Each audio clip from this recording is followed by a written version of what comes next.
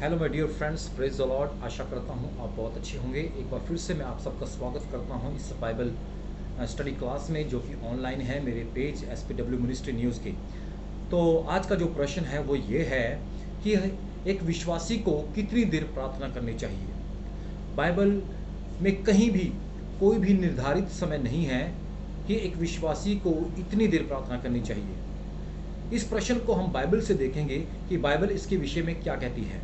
लेकिन आगे बढ़ने से पहले हम प्रार्थना करेंगे। तो आइए हम प्रार्थना करेंगे। पिता परमेश्वर यीशु मसीह के नाम से पिता, मैं आपके चरणों में आता हूँ इस समय जो आपने हम सबके जीवनों में दिया है। खुदा यीशु राजा जी, आप महान है, आपकी सामर्थ्य अद्भुत है। पिता परमेश्वर, एक बार फिर से पिता, मैं तेरे सुनने वालों को जो आज की इस बाइबल स्टडी क्लास में पिता परमेश्वर हिस्सा ले रहे हैं, उन्हें मैं आपके हाथ में देता हूँ, आपके अभिषेक में देता हूँ, आपके लहू की कवरिंग में देता हूँ। और परमेश्वर खुदावन, आज के इस मैसेज को, परमेश्वर इस संदेश को, इस बाइबल क्लास को पिता परमेश्वर, सुनने वालों के दिलों में मैं तेरी सामर्थ को मांगता हूँ, तेरे अभिषेक को मांगता हूँ, हर बंधन टूटने पाए यीशु मसीह के नाम से।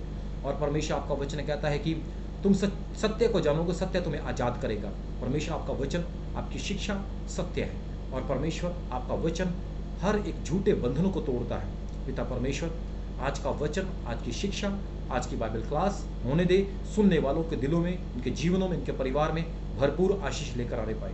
धन्यवाद करता हूँ इस प्रार्थना को सुनने के लिए, यीशु मसीह के नाम से मांगते हैं, आमीन। तो आइए हम बाइबल से देखेंगे कि बाइबल इसके विषय में क्या कहती है। जब हम लूका रचित सुसमाचार उसका 12 अध्याय पढ़ते हैं तो यहाँ पर क्या लिखा है कि यीशु कितनी देर प्रार्थना करते थे। इस विषय में सुसमाचार बताता है कि यहाँ पर लिखा लूका 6 अध्याय उसके 12 में। जब आपके पास बाइबल है तो आप पढ़ सकते हैं मेरे साथ। और मैं ये चाहता हूँ कि जब आप इस बाइबल स्टडी क्लास को अटेंड करते हैं तो आप अपने साथ बाइबल को, अपनी डायरी यानी कि रजिस्टर या पेन अपने साथ जरूर रखें, ताकि आप इन बातों को लिख सकें। क्योंकि हमारा जो माइंड है वो कंप्यूटर नहीं है, इसलिए हमें लिखना है। और लिखने के बाद हमें बाद में इन बातों को समझना है, पढ़ना है। तो आगे बढ़ते हैं। लूका उसका 6 अध्याय उसकी 12 में क्या लिखा मैं आपके लिए पढ़ना चाहूँगा। और जो इसकी मेन लाइन है वो मैं आपके लिए पढ़ना चाहूँगा। और उन दिनों में वह यानी कि यीशु मसीह पहाड़ पर प्रार्थना करने के लिए निकला। कहाँ पर प्रार्थना करने के लिए निकला? पहाड़ पर प्रार्थना करने के लिए निकला। और परमेश्वर से प्रार्थना करने में सारी रात बिताई।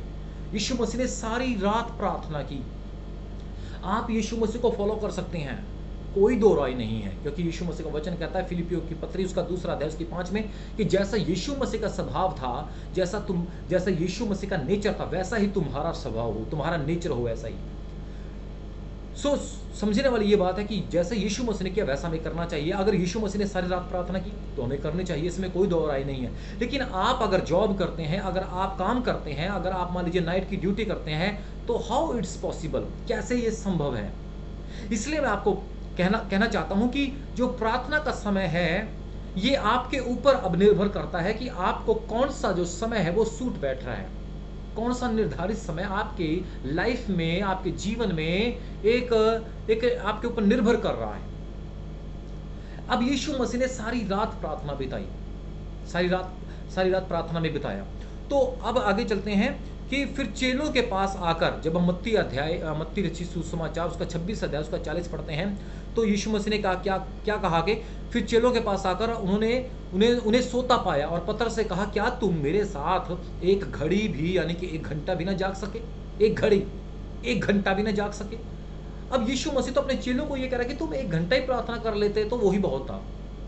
मैं आपके ऊपर कोई समय की पाबंदी थोप नहीं रहा हूं। आप 1 घंटा प्रार्थना करते हैं, आप 2 घंटे प्रार्थना करते हैं, आप 3 घंटे प्रार्थना करते हैं, आप सुबह प्रार्थना करते हैं, आप रात को प्रार्थना करते हैं, आप दोपहर को प्रार्थना करते हैं, एनीवे नो मैटर।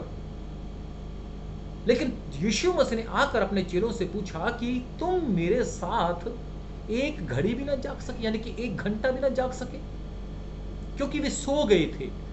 बात आती है आत्मा में जागने की, बात आती है परमेश्वर के साथ रिलेशन बनाने की। मैं पहले भी कह चुका हूं आपसे बहुत सारी क्लासेस में कि यीशु मसीह के साथ अगर आप एक अच्छा रिलेशन बनाते हैं तो इसमें सबसे बेनिफिट आपका ही है। अगर आप किसी व्यक्ति से, किसी चाहने वाले से बहुत ज्यादा प्यार करते हैं तो आप उसके साथ बहुत ज्यादा से ज्यादा, अधिक से अधिक समय स्पेंड करना चाहेंगे। आप जिससे आप प्यार करते हैं, जिसको आप चाहते हैं, वो चाहे आपकी मम्मी है, आपके पापा है, आपका दोस्त, आपके फ्रेंड है, आपकी पत्नी है, आपका पति है, एनी पर्सन। आप उसके साथ ज्यादा से ज्यादा टाइम स्पेंड करने की कोशिश करेंगे और आप उससे अलग नहीं होना चाहेंगे। क्यों? क्योंकि आपका रिलेशन, आपका दिली, हार्टली, आपका जो दिल है, परमेश्वर ने जो दिल को दिया है, आपका जो उसके साथ संबंध रखना चाहते हैं, आप उसके साथ टाइम स्पेंड करना चाहते हैं। यहां पर भी यीशु मसीह ने अपने चेलों से कहा कि तुम एक घड़ी भी मेरे साथ ना जाग सके, क्योंकि क्योंकि वे नींद में सो गए थे। फिर जब हम मत्ती रचित सुसमाचार उसका 6 अध्याय जब हम साथ पढ़ते हैं, तो यहां पर लिखा कि प्रार्थना करते समय अविश्वासियों की तरह बकबक ना करो, क्योंकि वे समझते हैं कि उनके बहुत बोलने से उनकी सुनी जाएगी। बहुत से लोग घंटों प्रार्थना करते हैं, 1 घंटा, 2 घंटा, 3 घंटे, 4 घंटे, 5 घंटे प्रार्थना करते हैं, लेकिन उनका कोई भी मोटिव नहीं होता प्रार्थना करने का, कोई भी तरीका नहीं होता प्रार्थना करने का। अब सुनिए जरा, अगर हमारे सामने हमारा कोई सीनियर खड़ा है, हमारा कोई बॉस खड़ा है, तो उसके सामने हम ज्यादा बोलेंगे या उसकी सुनेंगे? आप मान लीजिए कहीं जॉब करते हैं या आप अपनी बिजनेस करते हैं, तो आपका जो बॉस है, आपका जो हेड है, या आप पढ़ते हैं या आप स्टडी करते हैं, आपका जो टीचर है, आपका जो प्रिंसिपल है, आपका जो घर का जो मुखिया है, अगर वो आपके सामने बैठा है या खड़ा है, तो मुझे एक बात बताइए कि आप सबसे ज्यादा बोलेंगे या फिर चुप रहेंगे? आप उसकी सुनेंगे या आप अपनी बताएंगे? मूसा परमेश्वर की आवाज को सुनता था। क्यों सुनता था? क्योंकि वो बोलता कम था, सुनता ज्यादा था। अब्राहम परमेश्वर के सामने जब प्रार्थना करता था, तो अब्राहम परमेश्वर की आवाज को सुनता था, वो बोलता कम था, सुनता ज्यादा था। लेकिन आज प्रॉब्लम क्या हो रही है कि मसीह लोग बोलते ज्यादा है, प्रार्थना ज्यादा कर रहे हैं, मुंह से शब्दों को ज्यादा निकाल रहे हैं, लेकिन आवाज को सुनने की कोशिश नहीं कर रहे हैं। These people are not trying to listen the voice of the lord. परमेश्वर की आवाज को सुनने का प्रयास नहीं कर रहे हैं। तो आप कितनी देर प्रार्थना कर रहे हैं, ये बात मान्यता नहीं रखते, लेकिन आप कितनी सामर्थ्य से प्रार्थना कर रहे हैं। आपकी प्रार्थना लंबी नहीं होनी चाहिए, बल्कि आपकी प्रार्थना सामर्थी होनी चाहिए। आपका जो आत्मिक रिलेशन है, वो गॉड के साथ एक घनिष्ठता से होना चाहिए, एक घना होना चाहिए, एक मजबूत रिश्ता होना चाहिए आपका परमेश्वर के साथ। फिर देखना, अगर आप आधा घंटा भी प्रार्थना करते हैं, वो भी सामर्थी होगी। लेकिन मैं आपको यह राय नहीं दूंगा कि आप सिर्फ आधा घंटा दुआ करें। मैं तो आपको यह कहूंगी, घंटों आप परमेश्वर के साथ बिताइए। जितना आप समय परमेश्वर के साथ बिताएंगे, उतना ही आप परमेश्वर में आगे बढ़ेंगे, उतना ही आप परमेश्वर की सामर्थ्य में आगे बढ़ेंगे। क्योंकि परमेश्वर का राज्य बातों में नहीं, सामर्थ्य में है, परमेश्वर के अनॉइंटिंग में है। परमेश्वर का अनॉइंटिंग रिसीव कीजिए, पवित्र आत्मा की सामर्थ्य को रिसीव कीजिए अपनी लाइफ में, और जितना ज्यादा हो सके आप समय को स्पेंड करने की कोशिश करें। लेकिन कई लोग ये कहते हैं कि अगर जब तक आप 2 घंटे दुआ नहीं करेंगे, तब तक परमेश्वर आपकी नहीं सुनेगा। यह सरासर गलत है, यह बाइबल में कहीं भी नहीं लिखा। लेकिन अगर आप 1 घंटा भी दुआ करते हैं, आधा घंटा भी दुआ करते हैं, 10 मिनट भी दुआ करते हैं, अगर आप दिल से करते हैं, मन से करते हैं, रूह से करते हैं, सच्चाई से करते हैं, तो परमेश्वर आपकी जरूर सुनेगा। ज्यादा प्रार्थना करने का मतलब है ज्यादा परमेश्वर के साथ टाइम स्पेंड करना, ज्यादा परमेश्वर की सुनना, ना कि सुनाना। लेकिन मोस्टली क्या होता है कि आज मसीह लोग ज्यादा सुनाते हैं, सुनते कम हैं। वो चाहे प्रभु के साथ प्रार्थना करने में हो, चर्च में हो, या अपने पासवान के साथ हो, वे सुनते नहीं है। लेकिन आपको सुनने की आदत डालने की परमेश्वर क्या चाहता है। परमेश्वर अपने वचन से बात करता है, अपने सेवकों से बात करता है, और परमेश्वर प्रार्थना में भी अपने लोगों से बात करता है। मूसा से बात की, अब्राहम से बात की, एलिया से बात की, एलीशा से बात की, पौलुस से बात की, पतरस से बात की। जितने भी परमेश्वर के नबी हुए, जितने भी परमेश्वर के सेवक कहलाए, जिन्होंने प्रार्थना की, जब उन्होंने प्रार्थना की तो परमेश्वर ने उनकी सुनी और परमेश्वर को बोला। शमूएल को परमेश्वर ने बुलाया, आवाज देकर बुलाया, उसको आवाज दी, उसने सुना और उसने कहा क्या उत्तर है, परमेश्वर आप क्या चाहते हैं। जब मैं प्रभु में आगे बढ़ा, तो परमेश्वर ने, जब मैं परमेश्वर से प्रार्थना करने लगा, तो परमेश्वर ने मुझसे बात की, मैंने सुना। सुनिए परमेश्वर क्या चाहता है। जब आप प्रेयर करते हैं, परमेश्वर से प्रार्थना कीजिए आप। मैं ये नहीं कह रहा हूं, प्रार्थना करने के बहुत सारे तरीके, अन्य भाषा में प्रार्थना करना, धन्यवाद की प्रार्थना करना, आत्मा में प्रार्थना करना, 24 कंटिन्यू लगातार प्रार्थना करना, इन सारे विषयों पर मैं आपको टीच करने के लिए जा रहा हूं। Specially I have a good chapter concern about prayer. अब यहां पर क्या लिखा है कि प्रार्थना करते समय अविश्वासियों की तरह बक ना करो, क्योंकि वे समझते हैं कि उनके बहुत बोलने से उनकी सुनी जाएगी। सो तुम उनकी तरह ना बनो, बक करने वालों की तरह ना बनो, जैसे फकीर फरीसी करते थे। वे दिखाने के लिए प्रार्थनाएं करते थे, सभाओं में प्रार्थना करते थे ताकि लोग उनको धर्मी जाने। बहुत सारे लोग सिर्फ दिखावे के लिए प्रार्थना करते हैं, दुनिया को दिखाते हैं, चर्च को दिखाते हैं कि हम प्रेयर कर रहे हैं, हम फास्टिंग कर रहे हैं। आपको किसी को दिखाने की जरूरत नहीं है। बाइबल में लिखा है कि तुम गुप्त रीति से प्रार्थना करो, अपने कमरे में जाओ, द्वार बंद करो और गुप्त में प्रार्थना करो। वो पिता जो तुम्हें गुप्त में देखता है तुम्हें प्रतिफल देगा। प्रतिफल देगा कौन? परमेश्वर। हमें परमेश्वर से, हमें पवित्र आत्मा से, हमें यीशु से प्रतिफल चाहिए।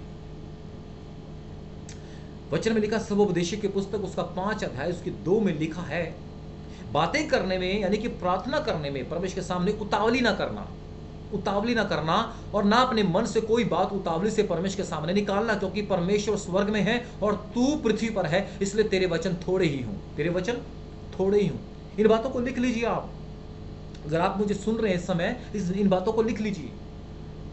और यदि आपको ये मैसेज वाकई में, ये बाइबल क्लासेस आपको अच्छी लग रही हैं, तो आप इनको शेयर कीजिए, अपने फ्रेंड्स में शेयर कीजिए, अपने रिलेटिव्स में इन्हें शेयर कीजिए, अपने विश्वासियों में, चर्च में भी इन्हें शेयर कीजिए, सेवकों को, पास्टरों को शेयर कीजिए, डरिएगा मत। जितना आप इसे शेयर करेंगे उतने लोग जानेंगे, सच्चाई को जानेंगे। एक सही में किस तरीके से एक मसीह को जीना चाहिए, किस रीति से प्रार्थना करनी चाहिए, किस तरीके का उसका चाल चलन होना चाहिए, किस तरीके को उसको स्पिरिट में आगे बढ़ना है, इन बातों को जानना बहुत ही ज्यादा आवश्यक है आज के इस दौर में। क्योंकि बहुत सारे झूठे भविष्यवक्ता, बहुत सारी झूठा ज्ञान, झूठी शिक्षाएं दुनिया में चल पड़ी हैं। सोशल मीडिया पर तरह तरह की शिक्षाएं दी जा रही हैं, सच नहीं है। इसलिए इन बातों को जानना बहुत ही ज़्यादा जरूरी है। मैं आपको फिर से कह रहा हूं कि आपकी जो प्रार्थना है वो लंबी नहीं बल्कि सामर्थ्य होनी चाहिए। जब हम लूका उसका 20 अध्याय पढ़ते हैं, लूका उसका 20 अध्याय, में मेरे पास बाइबल आप निकाल लीजिए, लूका उसका 20 अध्याय, लूका उसका 20 अध्याय, उसका जब हम 45 पढ़ते हैं, 20 का 45, यहां लिखा है कि जब सब लोग सुन रहे थे तो उसने अपने चेलों से कहा, शास्त्रियों से चौकस रहो। किनसे? शास्त्री। कौन से ये शास्त्री? ये बाइबल को जानते थे, ये मूसा की व्यवस्था को जानते थे, ये पुराने नियम को जानते थे। लिखा है, शास्त्रियों से चौकस रहो, जिनको लंबे लंबे वस्त्र पहने हुए फिरना अच्छा लगता है, और जिन्हें बाजारों में नमस्कार और आराधनालयों में मुख्य मुख्य आसन और भोज में मुख्य स्थान प्रिय लगते हैं। वे विधवाओं के घर खा जाते हैं और दिखाने के लिए बड़ी देर तक प्रार्थना करते हैं, ये बहुत ही दंड पाएंगे। दिखावे की प्रार्थना, दिखावे की प्रार्थना, दिखावे का धर्म के काम, दिखावे के धर्म के काम, राज्य, परमेश्वर के राज्य के लिए अगर आप कह रहे हैं कि हम परमेश्वर के राज्य के लिए काम कर रहे हैं, लेकिन आप दिखावा कर रहे हैं, तो याद रखिए आप स्वर्ग नहीं जा सकते हैं, वे दंड पाएंगे, और दंड पाने वाले स्वर्ग के राज्य में नहीं जा सकते हैं। परमेश्वर ने कहा, उन शास्त्रियों से, उन फकीर फरीसियों से चौकस रहो, बी अवेयर। इन ऐसी शिक्षाओं से, इन ऐसी बातों से आपको दूर रहना है, ऐसे सेवकों से, ऐसे पास्टरों से भी आपको दूर रहना है जो दिखावे के सब कुछ करते हैं। ये बाइबल कहती है, मैं नहीं कहता, यीशु मसीह ने खुद कहा अपने चेलों से कि ऐसे शास्त्रियों से, फकीर फरीसियों से दूर रहो। तो मैं पहले कह चुका कि कुछ पासवान ये कहते हैं कि 1 घंटा प्रार्थना होनी चाहिए, कुछ कहते हैं कि प्रतिदिन 1 घंटे प्रार्थना करने के बाद ही एक विश्वासी आत्मिक रूप से बलवंत हो सकता है। मैं आपको ये नहीं कह रहा हूं कि 1 घंटा प्रार्थना गलत है, मैं तो ये कह रहा हूं कि आप 1 घंटे के बजाय 2 घंटे कीजिए, 3 घंटे कीजिए, 4 कीजिए। लेकिन अच्छा होगा अगर आप रेगुलर एक प्रेयर का टाइम बना रहे हैं, परमेश्वर के साथ टाइम स्पेंड कर रहे हैं, वो चाहे मॉर्निंग का है, वो चाहे नाइट का है, वो चाहे मिडनाइट का है, वो चाहे नून का है, any time, whenever you are getting the time and you are fixing the time for prayer. जब कभी भी आप नियुक्त कर रहे हैं अपने जीवन में प्रार्थना करने के लिए, तो समय वो निर्धारित कीजिए और उसके अकॉर्डिंगली आप प्रेयर कीजिए। क्योंकि आने वाले समय में मैं टीच करने के लिए जा रहा हूं कि आपको आत्मा में प्रार्थना कैसे करना है।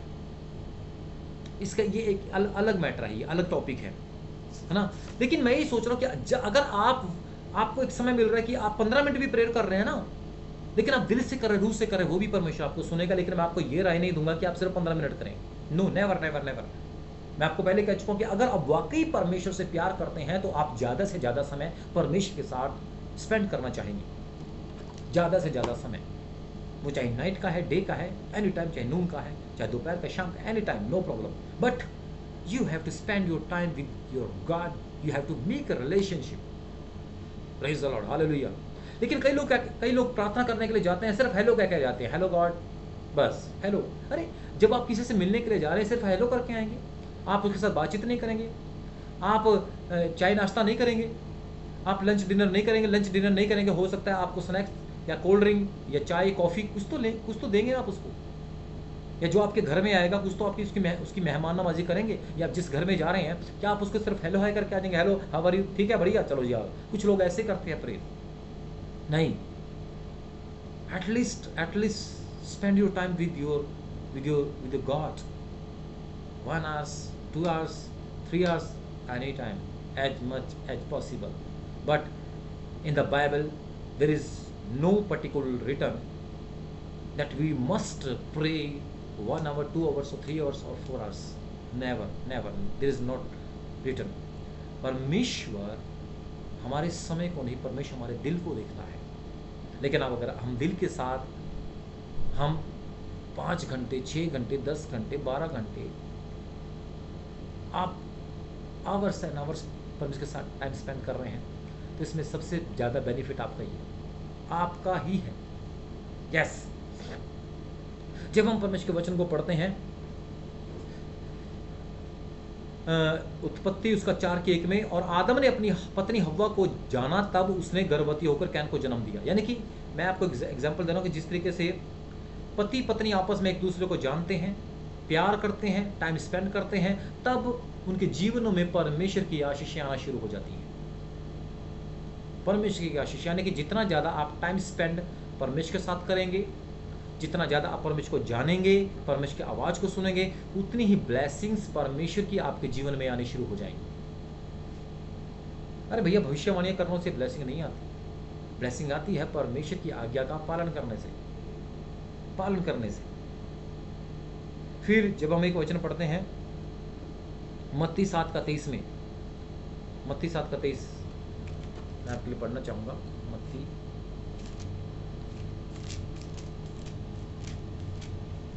7:23 क्या लिखा है यहाँ पर?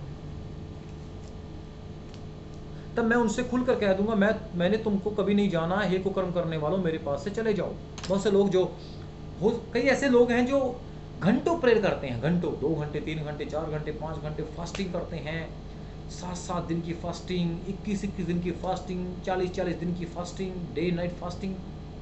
लेकिन अपने जीवन से वे उन कमियों को नहीं निकालते हैं जिन कमियों की वजह से उनकी प्रार्थनाएं, उनकी फास्टिंग प्रेयर रुक रही है। मेन चीज में जो बात है वो क्या है आज जानने वाली, वो ये है कि आप प्रार्थना के साथ साथ अपने जीवन का सुधार करें। और सबसे पहले आप अपने लिए प्रेयर करें कि परमेश्वर मेरे जीवन को, मेरा बोलना, मेरा देखना, मेरा चलना, मेरा सुनना, ये सब बदल जाए, और परमेश्वर जैसा आपका वचन कहता मैं वैसा बनूं।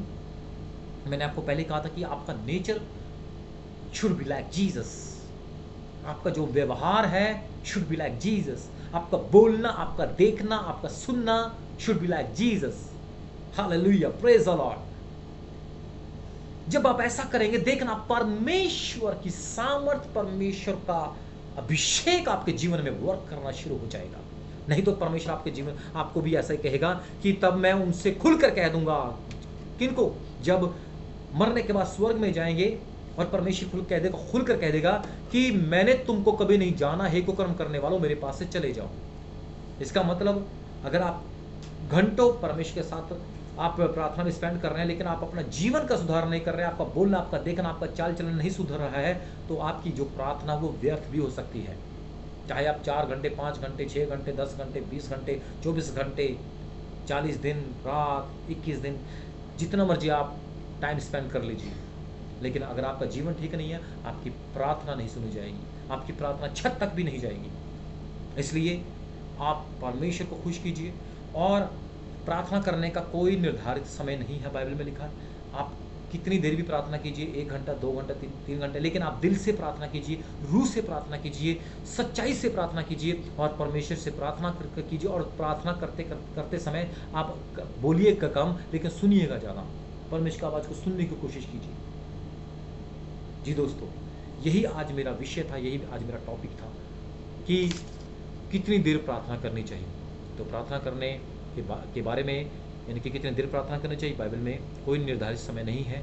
आपकी इच्छा है, आपकी विश है कि आप कितनी देर प्रार्थना करें। लेकिन मैं ये चाहता हूँ कि एटलीस्ट आप 1 घंटा सुबह, 1 घंटा शाम को तो प्रार्थना जरूर करें, ताकि आप अपने घर के कामकाज के अलावा, अपने बिजनेस जॉब के अलावा भी आप परमेश्वर को टाइम जरूर दें। क्योंकि बहुत से लोगों का बहाना होता है, मैं जॉब करता हूँ, मैं बिजनेस करता हूँ, मैं घर के कामकाज में व्यस्त हूँ, तो मैं कपड़े धोने में व्यस्त हूँ, मैं बर्तन मांजने में, मैं पार्टी में, मैं शादी में बिजी होती हूँ, लेकिन वे परमेश्वर को टाइम नहीं दे रहे हैं। तो ये झूठे मसीह हैं, ये सच्चे मसीह नहीं हैं। तो इसलिए परमेश्वर की आज्ञा का पालन कीजिए, परमेश्वर में चलिए, परमेश्वर की आत्मा में चलिए, प्रार्थना कीजिए। मैं आपके लिए प्रार्थना करना चाहूँगा।